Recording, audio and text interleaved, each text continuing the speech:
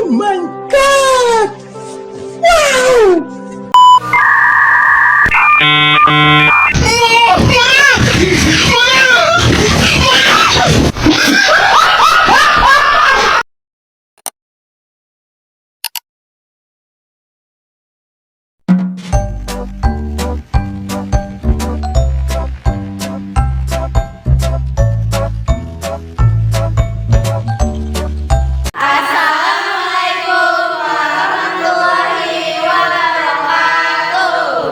Dari kelompok 5 ingin menjelaskan tentang fungsi dan lingkaran yang beranggotakan Sela Adelia, Naila Amelia Sofa, Siti Nuraini, Ina Fadila.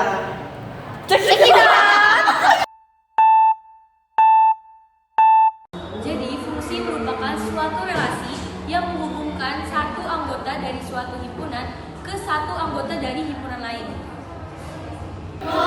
Perbedaan fungsi dan bukan fungsi dalam matematika adalah relasi dari A ke B dikatakan fungsi jika setiap anggota himpunan A hanya memiliki tepat satu pasangan saja dengan anggota himpunan B. Relasi dari A ke B dikatakan bukan fungsi jika terdapat anggota himpunan A memiliki pasangan lebih dari satu dengan anggota himpunan B, atau anggota himpunan A tidak memiliki pasangan dengan anggota himpunan B. Jadi sekarang kita akan membahas tentang jenis-jenis fungsi. Yang pertama yaitu fungsi subjektif, memiliki setiap anggota kodomain sebagai pasangan dan dapat memiliki lebih dari satu pasangan. Yang kedua yaitu fungsi bijektif. Fungsi bijektif memiliki respondensi 1:1 antara domain dan kodomain. Sedangkan fungsi injektif hanya memiliki satu pasangan sebagai anggota kodomain. Perbedaan fungsi dan bukan fungsi dalam matematika adalah relasi dari A ke B dikatakan fungsi jika setiap anggota himpunan A hanya memiliki tepat satu pasangan saja dengan anggota himpunan B. Relasi dari A ke B dikatakan bukan fungsi jika terdapat anggota himpunan A memiliki pasangan lebih dari satu dengan anggota himpunan B, atau anggota himpunan A tidak memiliki pasangan dengan anggota himpunan B.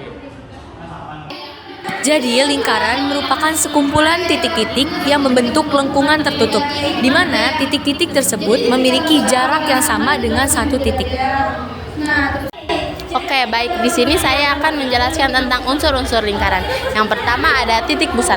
Titik pusat adalah titik yang berada tepat di tengah lingkaran. Yang kedua ada jari-jari. Jari-jari adalah jarak dari titik pusat lingkaran ke setiap titik pada lingkaran. Yang ketiga ada diameter. Diameter adalah garis lurus yang melewati titik pusat dan menghubungkan dua titik pada lingkaran. Yang keempat ada tali busur. Tali busur adalah garis lurus yang menghubungkan dua titik pada lingkaran tanpa melewati titik pusat. Yang kelima ada busur. Busur adalah garis lengkung yang dibatasi dua titik pada lingkaran. Yang keenam ada apotema. Apotema adalah garis tegak lurus yang ditarik pada titik pusat lingkaran ke tali busur. Yang ketujuh ada juring. Juring adalah bagian lingkaran yang dibatasi oleh jari-jari dan busur. Dan yang terakhir ada tembereng. Tembereng adalah bangunan atau ruang yang dibatasi tali busur dan busur. Jelaskan garis singgung luar dan dalam. Garis singgung lingkaran adalah garis yang menyatu lingkaran tepat di suatu titik, tidak pernah memasuki bagian dalam lingkaran. Yang pertama ada garis singgung persekutuan luar. Lingkaran adalah garis lurus yang bersentuhan dengan lingkaran tepat satu titik, tetapi berada di luar lingkaran tersebut. Yang kedua, garis singgung persekutuan dalam adalah garis singgung persekutuan yang berada di bagian dalam dari dua buah lingkaran.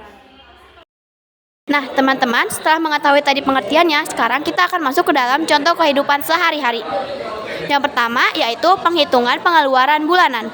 Fungsi digunakan untuk menghitung total pengeluaran bulanan berdasarkan pengeluaran tetap dan variabel. Yang kedua yaitu penentuan harga barang. Fungsi juga digunakan dalam menentukan harga barang setelah diskon. Yang ketiga, menghitung jarak tempuh kendaraan. Jika sebuah kendaraan bergerak dengan kecepatan konstan, fungsi digunakan untuk menghitung jarak yang ditempuh. Yang keempat yaitu perencanaan keuangan. Fungsi digunakan dalam perencanaan keuangan seperti menabung. Yang terakhir yaitu penggunaan listrik. Fungsi juga digunakan dalam mengukur penggunaan listrik. Penerapan konsep fungsi sangat bermanfaat dalam memahami dan mengelola berbagai aspek kehidupan sehari-hari.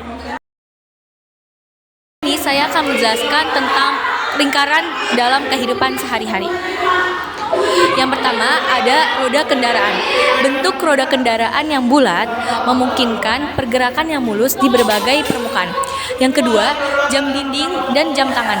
Jarum jam bergerak melingkar pada permukaan bundar. Yang ketiga, tata letak bangunan dan arsitektur. Banyak elemen arsitektur menggunakan prinsip-prinsip lingkaran untuk desain dan struktur. Yang keempat, pembuatan roda gigi. Roda gigi dalam mesin menggunakan prinsip lingkaran. Yang kelima, seni dan desain grafis. Lingkaran sering digunakan dalam seni dan desain grafis untuk menciptakan pola dan bentuk yang estetis.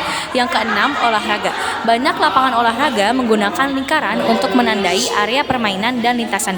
Yang ketujuh, perhitungan volume dan kapasitas. Dalam industri, perhitungan volume dan kapasitas wadah memerlukan prinsip lingkaran. Yang kedelapan, navigasi dan pemetaan. Konsep lingkaran digunakan dalam navigasi dan pemetaan, terutama dalam menentukan jarak dan lokasi menggunakan koordinat geografis. Sekian penjelasan dari kelompok kami. Kurang lebihnya mohon maaf. Semoga bermanfaat. Terima kasih. Assalamualaikum warahmatullahi wabarakatuh. Bye.